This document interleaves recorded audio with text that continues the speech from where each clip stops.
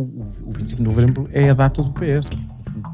Quem se consolida como o grande partido hegemónico, ou pelo menos há essa tentativa, é o Partido Socialista.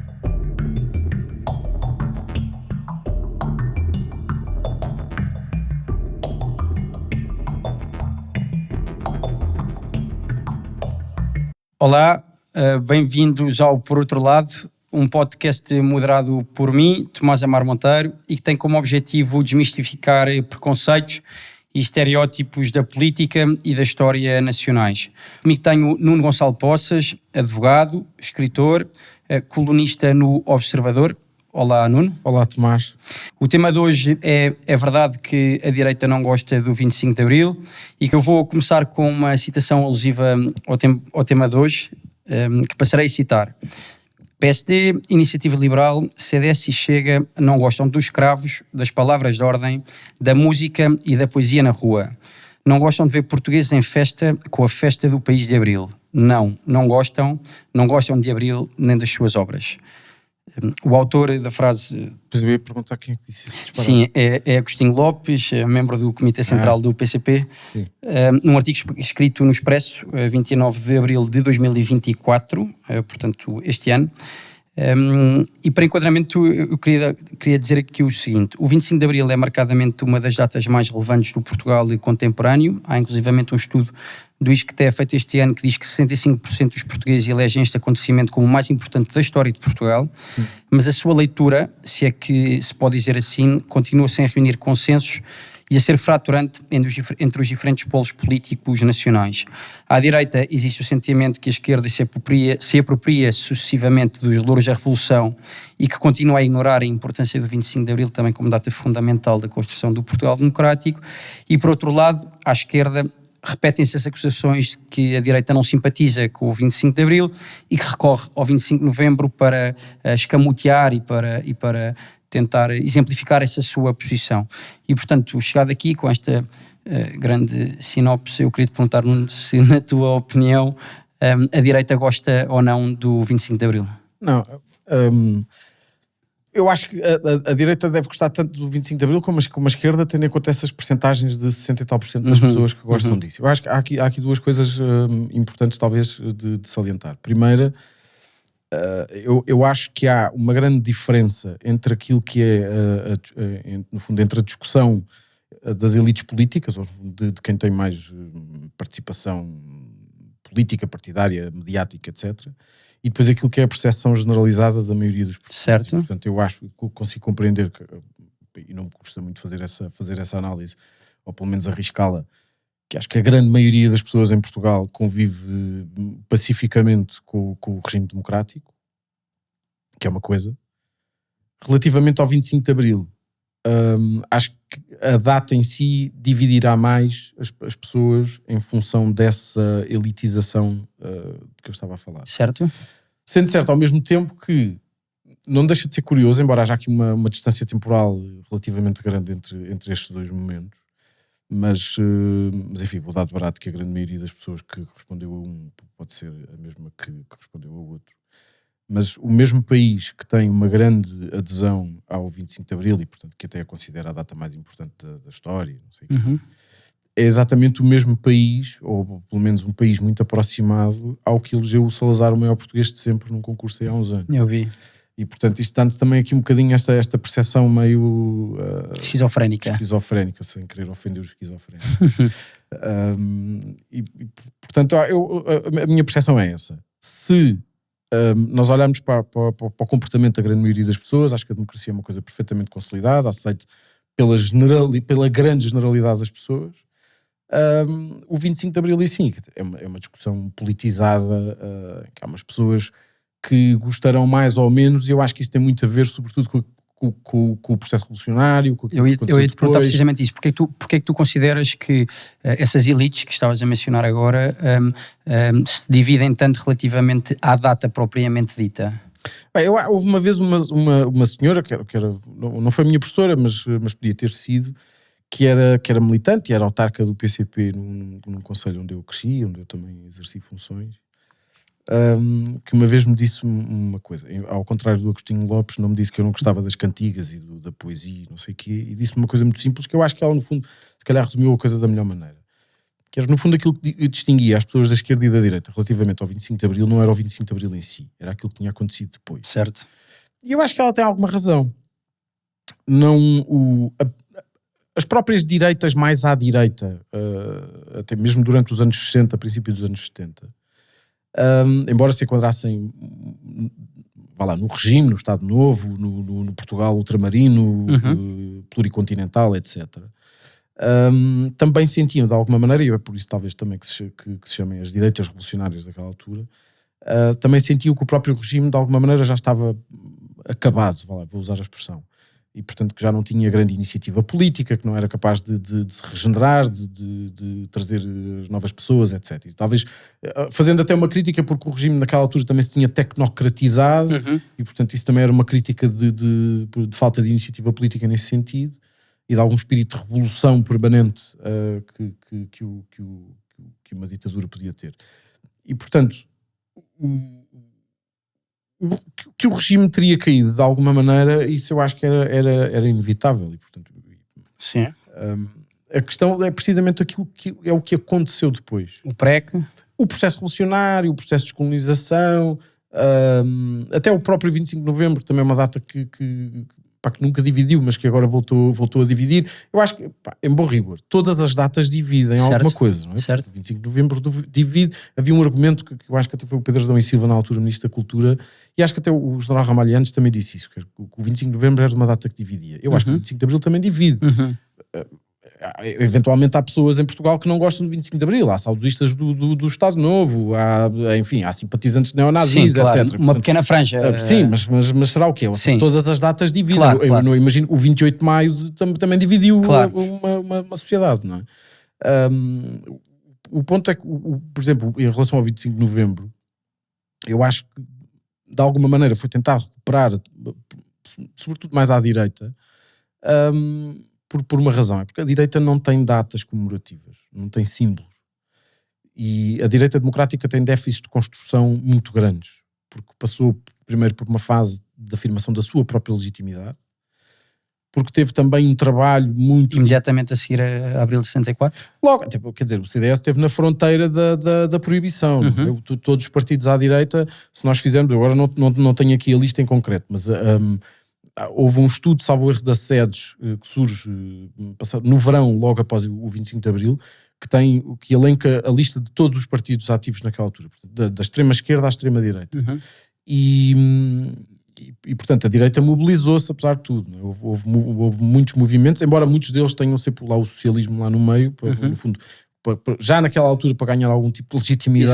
Exatamente. Mas ao mesmo tempo, depois acontece o 28 de setembro, o 11 de março, etc. E quando nós chegamos às eleições para a Constituinte, já não há partidos à direita do CDS.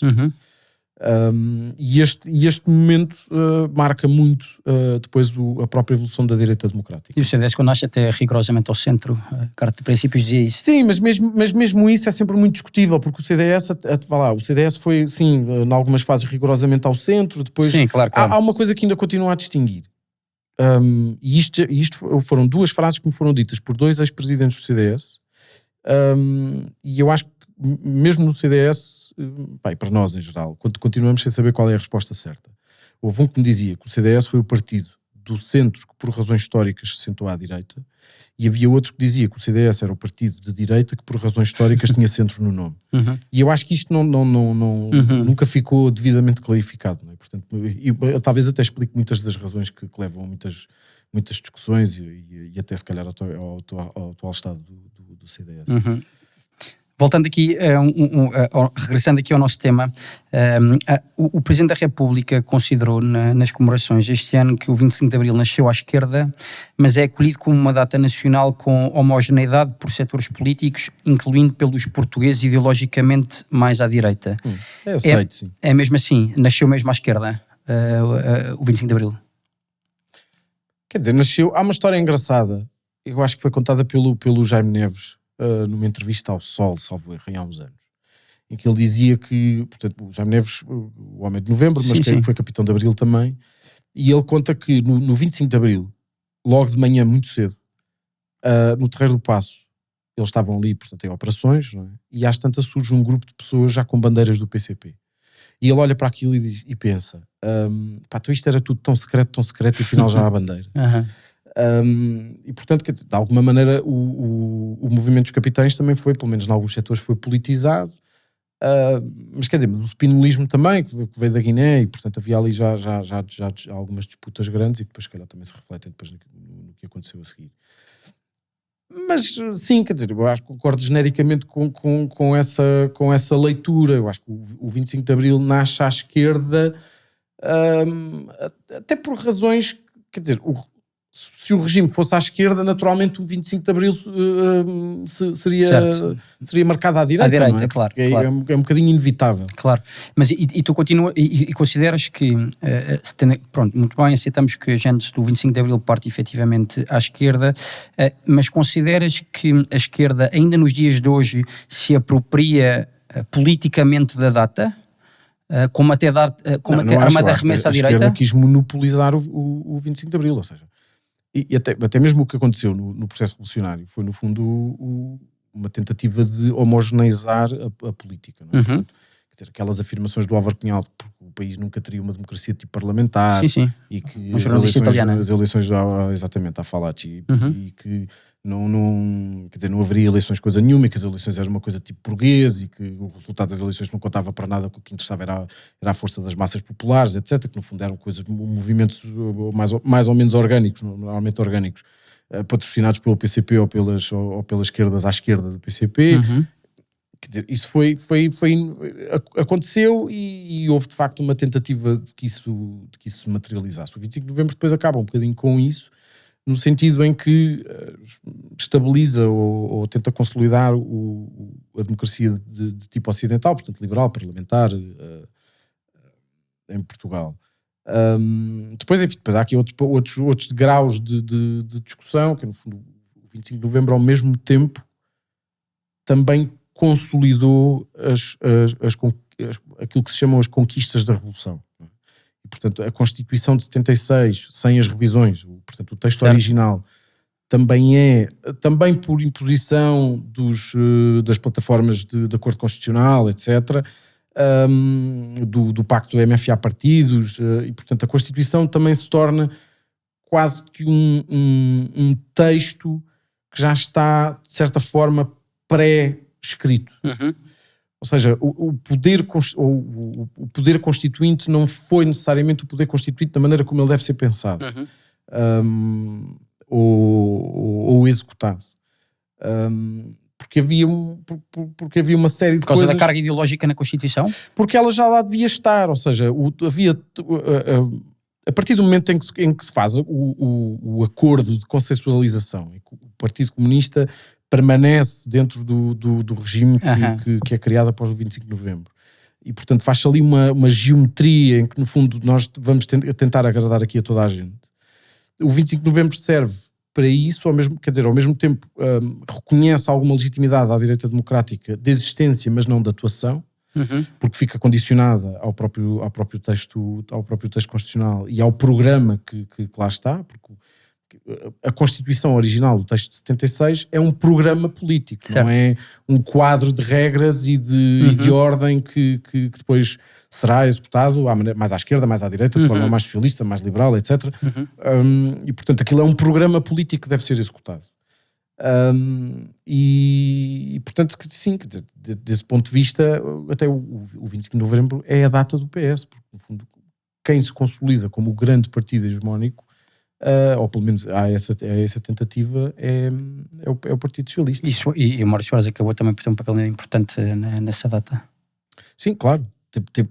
Tem um papel importante nessa data, ou seja, no fim do processo revolucionário e no fim da tentativa de implantação em Portugal de um regime de tipo albanês, cubano, seja lá o que for, e no fundo daquilo a que a extrema-esquerda normalmente chama de democracia popular. Sim. O que ainda hoje nos leva a muitas discussões, porque muitas vezes, se nós tivermos uma pessoa de extrema-esquerda e uma pessoa de direita a dizer que são, que defendem a democracia, elas não estão a falar da mesma coisa. E portanto, por isso é que às vezes há umas discussões que são um bocadinho surdas por causa disso, porque a democracia popular não é uma democracia. E isso esteve de facto em causa. O que acontece com o 25 de novembro, no fundo, a consolidação dessa democracia tipo ocidental e parlamentar, mas neste quadro, ou seja, com influência programática, ideológica, com um partido que é hegemónico e no fundo que é central ao regime, que é no fundo aquela lógica do partido charneira, não é? E eu acho que aquele fenómeno da mexicanização do regime, o PS sempre teve essa tentação. Umas vezes mais, outras vezes menos. Outras vezes, quer dizer, o regime ele próprio ficou montado de tal maneira que o próprio PSD conseguiu, de alguma forma, atingir quase esse patamar. Não é? E os 10 anos de Cavaco Silva também o explicam, podem ajudar a explicar isso. E isso depois reflete em muitas coisas, na construção do poder local, da arquitetura institucional das autarquias locais, e até na velocidade a que as revisões constitucionais acabaram por acontecer. Nós estamos a falar de um país que demorou 8 anos a extinguir o Conselho da Revolução e a devolver os militares aos quartéis, e demorou 15 anos a liberalizar a economia. Não é? Portanto, nós demorámos 15 anos de fim de regime, portanto, de fim de ditadura. Tivemos que esperar mais 15 anos, por exemplo, para ter comunicação social privada. Não estou a falar de televisões, mas jornais privados. Isto é uma coisa que em 2024 pode parecer um bocadinho absurdo. Sim, sana. E diz-me uma coisa, Nuno, em linha com tudo aquilo que estás a dizer, é legítimo considerar, pelo menos que haja essa percepção, de que o 25 de Abril é da esquerda, o 25 de Novembro de 75 é da direita. Eu não acho nada disso. Eu não acho que o 25 de Novembro seja da direita. Eu acho que o 25 de Novembro é do PS. O PS é que quebrou essa tradição.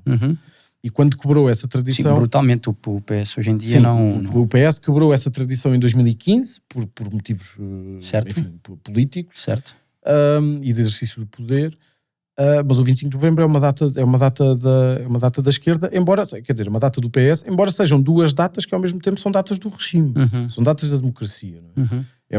Uma data extingue uma ditadura, a outra data consolida uma democracia de tipo ocidental, que é no fundo aqui um processo contínuo. Não é? E, portanto, eu acho que nós ainda hoje estamos em processo de consolidação democrática. Eu acho que ela não foi terminada, embora acho que no debate político normal já se deu isso por concluído. Está a regredir? Não sei se está a regredir. Eu acho que o quadro institucional da democracia não teve os avanços necessários. Portanto, nós continuamos a ser uma democracia imperfeita de alguma maneira. Em que medida? Eu se calhar dava aqui alguns exemplos mais práticos. Ok. Eu não acho que uma democracia que está em processo de consolidação e de aperfeiçoamento possa ter, por exemplo,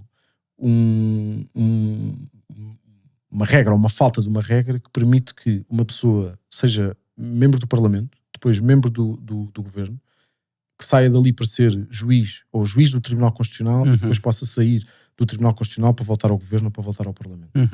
Ou que possa sair de um regulador para ir para o Governo, ou que possa sair do Governo para ir para uma empresa que regulou, etc. E, portanto, há uma série de instrumentos políticos, institucionais, que eu acho que nós ainda não estamos lá. E com déficit, obviamente, para a saúde do democrático e institucional do país. E depois porque acho que, ao mesmo tempo, a democracia, por razões históricas que eu consigo compreender também, mas nós podíamos estar ainda nessa fase de aperfeiçoamento. A democracia foi constituída muito à volta dos partidos e com o risco de tornar quase o regime uma espécie de partidocracia. Em que são sempre os partidos que têm iniciativa e que depois permitem, por exemplo, que os partidos se fechem sobre si próprios e que tomem, no fundo, que se crie um fosso muito grande entre os representados e os representantes. E, portanto, há uma série de mecanismos, mas há coisas que se falam há muitos anos. Não é? Reforma do sistema eleitoral. A reforma do sistema eleitoral, exatamente. É isso que eu ia dizer. Acho que com isso à cabeça... e depois toda uma série de do que se chama os checks and balances, não é? Portanto, todos estes mecanismos de escrutínio, de controle, de equilíbrios entre poderes que eu acho que ainda estão por realizar. Portanto, não estando suficientemente materializados, depois obviamente dão origem a abusos e no limite a retrocessos. Para acabarmos, eu queria perguntar-te, eu comecei por referir que uma sondagem recente dizia que 65% dos portugueses reconheciam o 25 de Abril como a data mais importante da história de Portugal, e eu queria perguntar-te, na tua opinião, como é que o 25 de Abril ficará para a história? Será uma data que terá comparação com a data da restauração da independência, por exemplo? Já ninguém se lembra muito bem. É verdade, eu sei. Será mais consensual daqui a uns anos? O que é que restará do 25 de Abril daqui a 50, 100 anos? Bem, a resposta mais óbvia a essa pergunta eu não faço a mínima ideia. Mas eu posso responder talvez o que é que eu gostava que acontecesse. Eu acho que hoje em dia, por exemplo, o 5 de outubro de 1910 já não é uma data comemorativa e que divide as pessoas. Não é? Ok. E eu gostava que se chegasse aí. Ou seja, o 25 de Abril foi uma data que terminou com um regime e que pode marcar aqui o início de uma história democrática. Não é? Mas que já ninguém põe em causa. Eu acho que se calhar era por aí. Um bocadinho, se calhar, talvez como o 1º de dezembro. É feriado, as pessoas lembram-se. Há assim umas coisas solenes que se vão fazendo e tal, mas quer dizer, já ninguém se lembra de ter espanhóis no Terreiro do Paço. Sim, é natural também, em 1640. Certo. Mas e com a monarquia e com a república exatamente a mesma coisa, quer dizer, ainda por cima, claro. Nós somos de uma geração, sem pôr em causa, eu sou, aí há uns anos falava-se houve uma discussão, na altura, nos tempos da blogosfera, entre republicanos monárquicos e depois havia os marimbistas. Que eram, no fundo, os que estavam a marimbar para o tipo de regime. E eu acho que me enquadro um bocadinho aí. Okay. Mas quer dizer, mas para todos os efeitos não tenho alguma simpatia por algumas monarquias, por exemplo, mas se calhar tem uma coisa a ver um bocadinho mais pessoal do que outra coisa. Mas isso não é uma coisa que esteja em discussão hoje em dia, não é? Nós não pomos isso em causa. Portugal é uma república. É um dado adquirido. Não há um grande movimento social, não há uma grande contestação, não há este debate que ainda hoje já, nós não estamos espero que daqui a 50, quer dizer, hoje, da mesma maneira como hoje não está ninguém a discutir a monarquia ou a república com este interesse, não é? Eu gostava que daqui a 50 ou 100 anos também não se estivesse a discutir necessariamente isto. Até porque o 25 de Abril tem aqui uma grande desvantagem enquanto momento histórico. É que muita da gente que viveu aquela altura ainda está viva. Portanto, todas estas coisas de história recente são muito mais difíceis de analisar precisamente porque não há esse distanciamento. E eu acho que nós, até porque eu acho que nós não temos assim tanta diferencialidade quanto isso, nós somos talvez a primeira geração que já está um bocadinho acima disso. E portanto já não tem, só se for por influência históricas pessoais, certo. Do lado de casa. Porque alguém teve um avô que teve pobreza em Peniche, ou porque alguém teve um avô que ficou sem as coisas em Angola ou em Moçambique, e portanto de alguma maneira isto depois é influenciado em casa. Mas eu acho que se nós olharmos friamente para isto, a nossa geração é democrática. Sim. E acabará inevitavelmente por reunir a consciência então daqui a... Acho que sim, embora haja sempre coisas que nos dividam, e isso no fundo também é democracia, não é? Claro que sim. Nuno, quero agradecer-te. Obrigado. Chegamos ao fim do nosso episódio, obrigado por teres vindo. Obrigado, eu. Por outro lado, é um podcast semanal que vai para o ar todas as quartas-feiras. É produzido pela Tail House e conta com a colaboração da Rafaela Gonçalves para a área digital. Se gostaram deste episódio, partilhem com os vossos amigos e sigam-nos nas plataformas habituais, no Spotify, no YouTube, no Instagram ou no TikTok. Obrigado e até para a semana.